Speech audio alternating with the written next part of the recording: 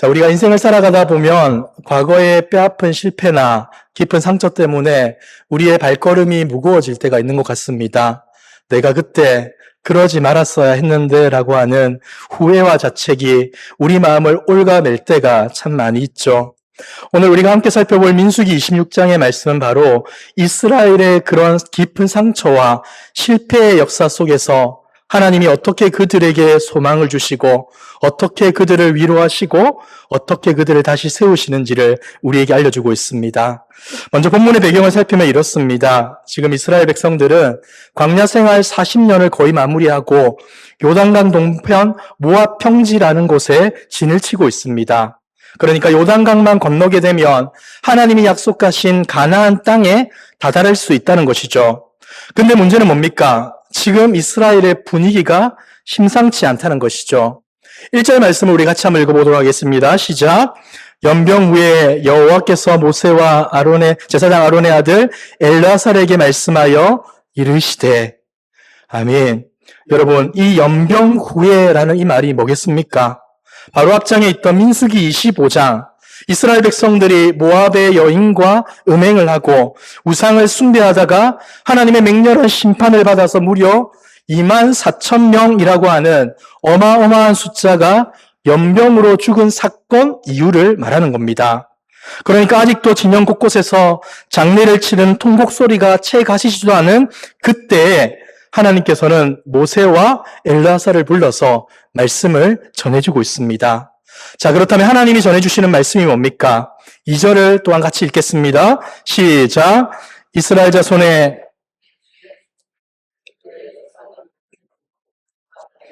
이스라엘 중에 20세 이상으로 능히 전쟁에 나갈 만한 모든 자를 계수하라 하시니. 아멘.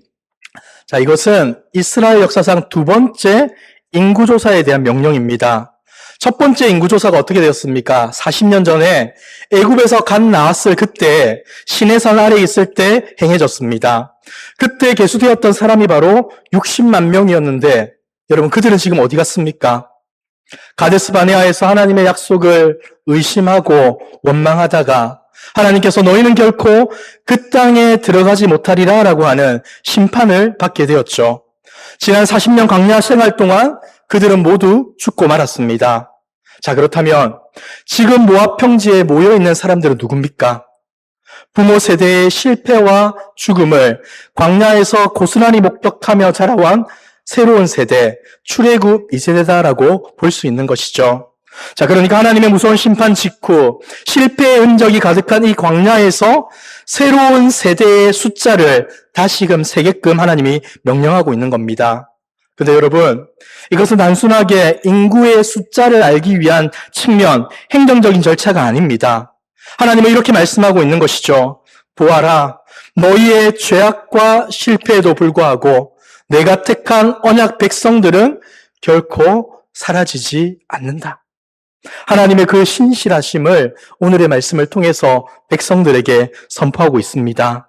오늘 우리는 이 길고 건조해 보이는 이름과 숫자의 나이를 통해서 우리 하나님의 마음이 무엇이고 우리를 향한 하나님의 사랑의 그 중심이 무엇인지를 다시 한 번 더 생각해보고 또 우리가 어떻게 살아가야 되는지를 결단해 보았으면 좋겠습니다. 자, 첫 번째는 본문은 과거의 실패가 결코 우리의 최종적인 정체성이 될 수 없다라고 알려주고 있습니다. 여러분 본문을 쭉 읽어가다 보시면 5절부터 각 지파의 숫자와 이름이 등장합니다. 그리고 9절과 10절에 보시면 르우벤 지파를 계수하다가 뜬금없이 아주 뼈아픈 과거의 사건 하나를 끄집어내십니다. 여러분 뭐겠습니까? 바로 고라의 반역 사건을 끄집어냅니다. 다단과 아비람이 고라와 단을 지어서 모세와 아론에게 반역했다가 땅에 입을 벌려 그들을 삼키고 불이 250명을 태워버린 그 끔찍한 역사를 다시 한 번 더 언급하고 있다는 것이죠. 여러분, 굳이 왜 가나안 땅에 들어가기 직전 새 출발을 준비하는 이 축제와 같은 자리에서 부끄러운 과거를 들추어내는 것일까요? 분명히 우리가 알아야 되는 것은 성경은 인간의 업적을 포장하는 위인전이 아니라는 겁니다. 하나님께서는 우리의 죄성을 정직하게 마주하게 하시고 우리가 얼마나 추악하고 연약하고 무지한지를 스스로 깨닫기를 바라십니다. 그러니까 지금 하나님의 말씀을 듣고 있는 다음 세대는 반드시 기억하고 반드시 하나님의 말씀을 마음에 새겨야 하는 것이죠. 우리가 잘 살았기 때문에 여기에 있는 것이 아니라 우리는 철저히 실패했지만 하나님의 은혜로 말미암아 이 자리에 있는 것이다라는 그 마음을 가져야 한다는 겁니다. 근데 여러분, 이 무서운 심판에 기록하고 나서 맨 마지막에 아주 놀랍고 보석과도 같은 한 문장이 이어서 등장합니다. 11절 말씀을 보시면 그러한 기록인데 우리 같이 한번 읽어볼까요? 시작! 고라의 아들들은 죽지 아니하였더라. 아멘. 고라의 아들들은 죽지 아니하였더라. 저는 이 구절 묵상할 때마다 가슴이 먹먹해지는 것 같습니다. 반역의 주동자였던 고라는 하나님의 무서운 심판을 받아서 땅속으로 사라졌습니다. 연좌제의 개념을 가져온다면 그들의 가문은 멸문지화를 당하고 역사 속에서 지워지는 것이 마땅합니다. 자, 그런데 성경은 어떻게 기록하고 있습니까? 고라의 아들들은 죽지 아니하였다. 하나님은 아버지의 죄악 때문에 그들의 자녀들의 미래를 앗아가지 않았다라고 알려주고 있다는 것이죠. 여러분, 그리고 더 놀라운 것은 뭡니까? 그 살아남은 고라의 후손들이 훗날 어떻게 됩니까? 다윗 시대에 그들은 성전에서 문을 지켰고 하나님을 찬양하는 거룩한 찬양대가 됩니다.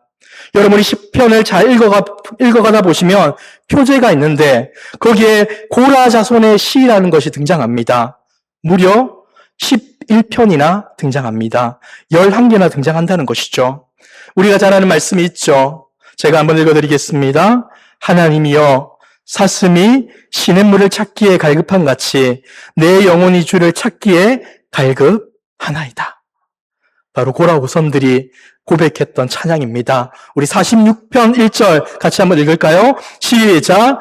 하나님은 우리의 피난처시오 힘이시니 환난 중에 만날 큰 도움이시라. 아멘.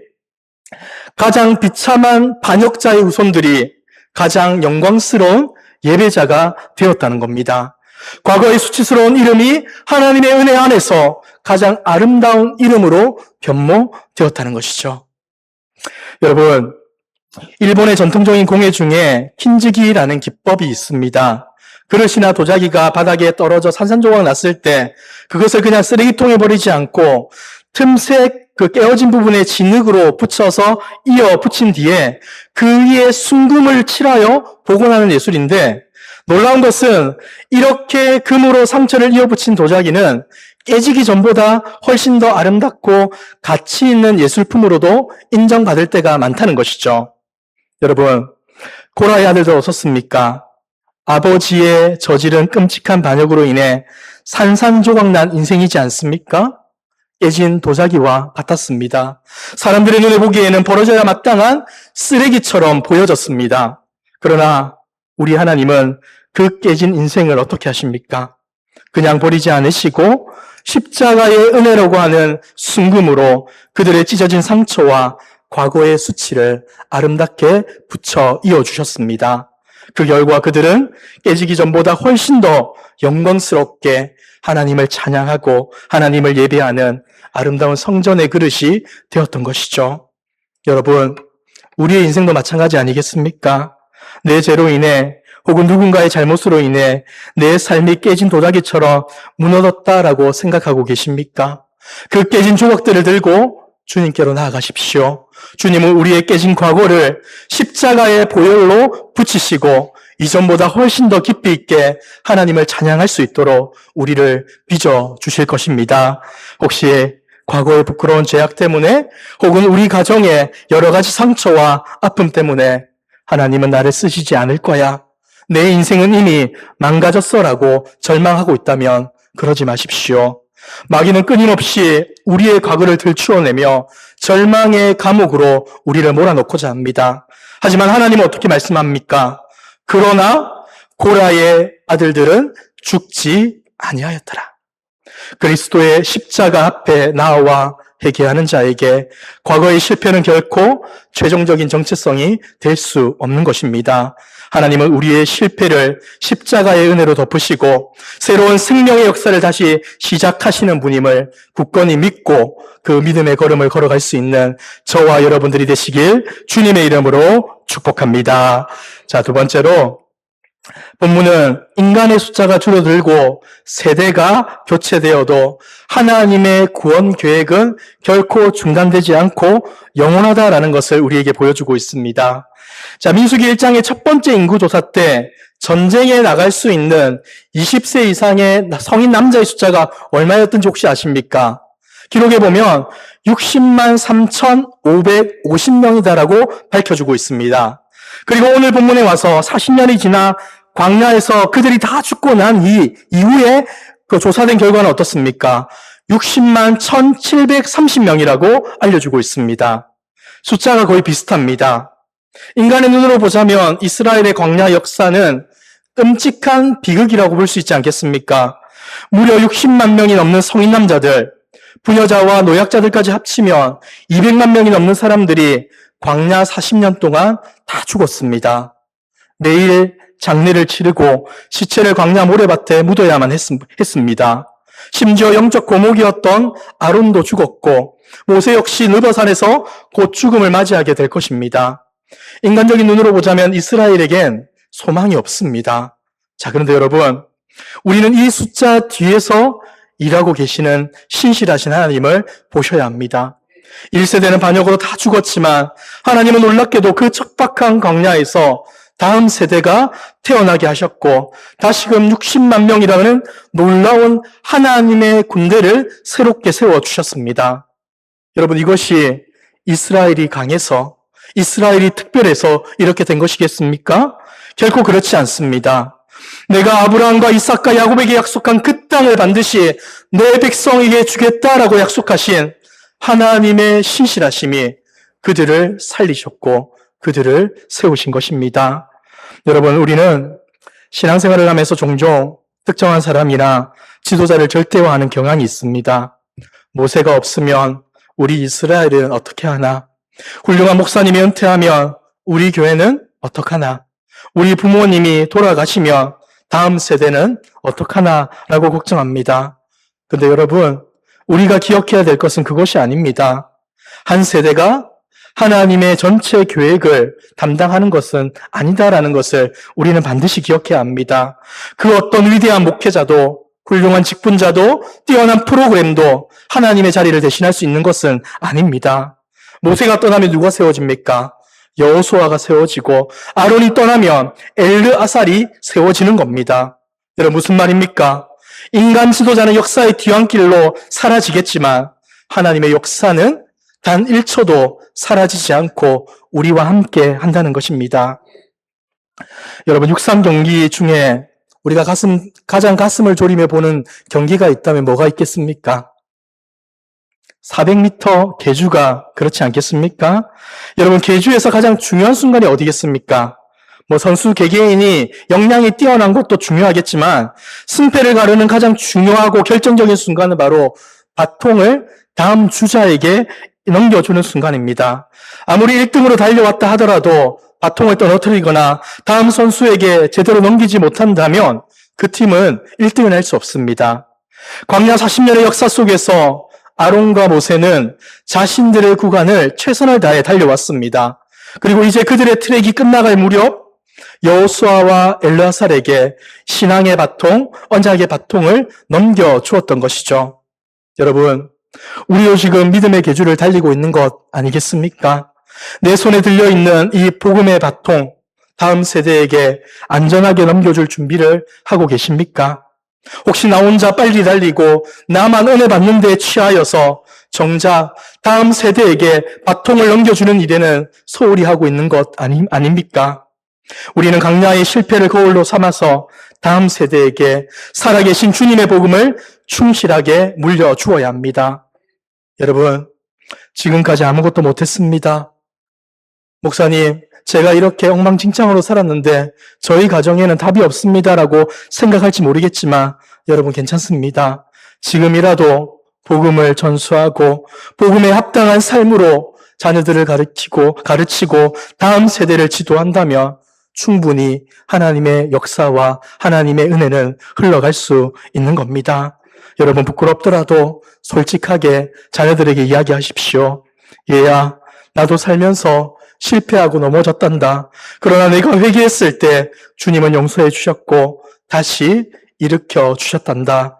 너도 세상의 돈이나 권력, 지식을 의지하지 말고 오직 신실하신 하나님 한 분만을 의지하며 살아가면 좋겠다라고 말해주시기 바랍니다.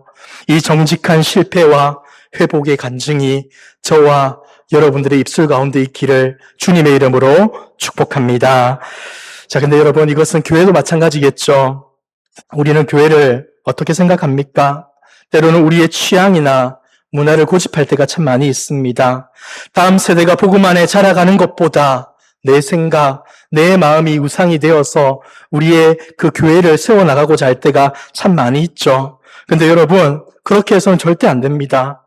우리의 비전, 우리의 소명, 다음 세대가 복음 안에 잘 살아갈 수 있도록 헌신하고 준비하고 기도하는 것. 그것이 바로 먼저 하나님을 믿는 우리의 목 아니겠습니까? 한 세대는 가고 다음 세대는 오겠지만 교회를 이끌어 가시는 분은 변하지 않습니다. 오직 예수님만이 교회의 주인 되시고 예수님만이 우리 교회를 지켜주십니다. 이 예수님이 우리의 구주 되심을 날마다 고백하며 기도로 다음 세대를 세워나갈 수 있는 저와 여러분들이 되기를 소망합니다. 자, 세 번째로 오늘 이 인구조사의 궁극적인 목적에 대해서 한번 살펴보도록 하겠습니다. 자, 53절에 보시면 그 목적을 이렇게 기록합니다. 같이 한번 읽어볼까요? 시작! 이 명수대로 아멘. 여러분, 인구조사의 목적이 뭡니까? 약속의 땅, 그러니까 기업을 분배하기 위함이었습니다. 자, 근데 여러분, 지금 이스라엘 백성들이 있는 위치를 잘 보십시오. 어디에 있습니까? 아직 요단강도 건너지 못했습니다.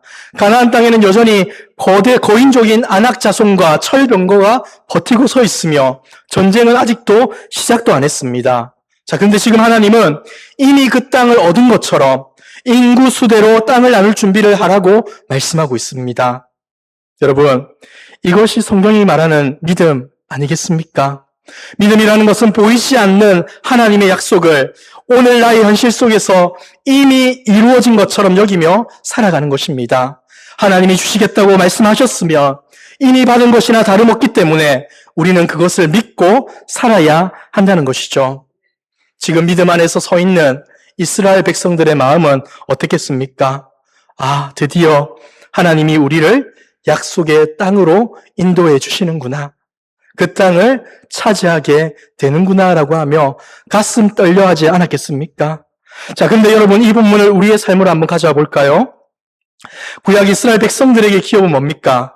눈에 보이는 가나안 땅이고 그 땅에서 얻게 될 곡식과 열매와 풍요로움이었습니다. 그렇다면 오늘날 우리에게 이 기업은 무엇이겠습니까? 이 땅에서 얻게 될 넓은 아파트입니까? 높은 연봉입니까? 사회적 지위입니까? 결코 아닙니다. 성경은 분명히 말씀합니다. 우리에게 주신 영원한 기업, 썩지 아니할 기업, 그것은 하나님 자신이고 우리를 위해 십자가 지신 예수 그리스도시다라고 말씀합니다.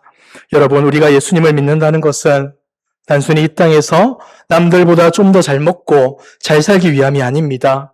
이 땅의 기업은 언젠가 낡아지고 사라지겠지만 주님 안에서 얻은 그 기업, 구원받은 기업은 영원하다라고 말씀해주고 있는 것이죠.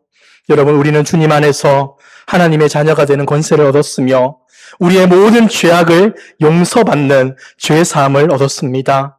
하나님과 함께하는 영원한 천국인 새 하늘과 새 땅을 기업으로 받게 된 것입니다. 이 놀라운 기업을 우리가 받았음에도 불구하고 여전히 우리는 이 땅에 있는 것들을 갈망하며 이 땅에 있는 것들이 전부인 것처럼 살아가고 있지는 않으십니까? 이것은 어리석은 짓이고 어리석은 모습이라 할 수 있습니다. 여러분, 1950년대 남미 에콰도르의 아우카 부족에게 복음을 전하러 갔다가 20대의 젊은 나이에 창에 찔려 순교한 한 선교사님이 있습니다.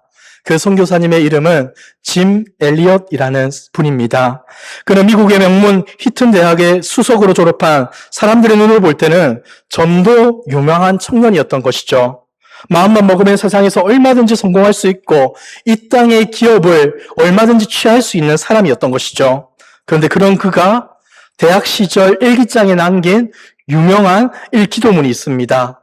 영원한 것을 얻기 위해 영원하지 않는 것을 버리는 자는 결코 바보가 아니다. 영원한 것을 얻기 위해 영원하지 않은 것을 버리는 자는 결코 바보가 아니다. 이스라엘 백성들이 아직 밟아보지도 않은 땅을 믿음의 눈으로 바라보며 가슴 뛰어 했던 것처럼 짐 엘리엇은 눈에 보이는 이 땅의 화려한 기업을 포기하면서도 가슴 뛰어 했습니다.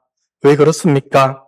영원히 쇠하지 않는 가장 영광스러운 기업, 예수 그리스도를 얻었고 그 예수님을 구주로 믿으며 살아갔기 때문입니다. 사랑하는 성도 여러분, 오늘 민수기 26장의 말씀은 죽은 자들의 명단과 무미건조한 숫자들로 가득 차 보입니다. 그러나 이 속에는 뭐가 있습니까? 죄인들을 향한 하나님의 뜨거운 눈물과 우리를 포기하지 않으시는 그분의 신실한 사랑이 강물처럼 흘러가고 있습니다. 지금 여러분이 걷고 있는 인생의 길이 혹시 메마른 광야처럼 보이진 않습니까? 과거의 실패 때문에 자책하며 웅크려 계시는 분들 혹 있지 않습니까? 혹은 우리 앞이 캄캄하여서 앞이 보이지 않아 두려움으로 하루하루를 살아가는 분 혹 계십니까? 여러분, 오늘 살아계신 하나님을 바라보시길 바랍니다. 광야에서 한 세대가 다 죽어가는 참혹한 현실 속에서도 고라의 아들들을 살려 찬양대로 세우시고 60만 명의 새로운 세대를 빚어내어 결국 가나안 땅으로 인도하신 그 하나님을 바라보시기 바랍니다. 그 하나님이 우리와 함께 하시는 하나님이시고 우리를 사랑하시는 아버지이십니다. 과거의 죄책감에 갇혀 있지 마시고 회개하고 십자가를 붙드시기 바랍니다. 그러면 주님은 여러분의 오늘을 새로운 시작으로 바꾸어 주실 것입니다. 여러분, 우리의 자녀들, 다음 세대를 향한 소망 또한 놓지 마십시오. 지금까지 내가 그러지 못했는데 라고 포기하지 마십시오. 인간은 사라져도 하나님의 언약은 예수 그리스도 안에서 완성되고 마침내 완성될 것입니다. 이번 한 주간 눈에 보이는 것에 우리의 마음을 빼앗기지 마시고 나를 살리기 위해 십자가에서 피 흘리신 예수 그리스도만을 굳게 붙잡고 우리에게 허락된 믿음의 걸음을 담대하게 한 걸음 한 걸음 걸어가며 살아갈 수 있는 저와 여러분들의 모습이 될 수 있기를 주님의 이름으로 축복합니다.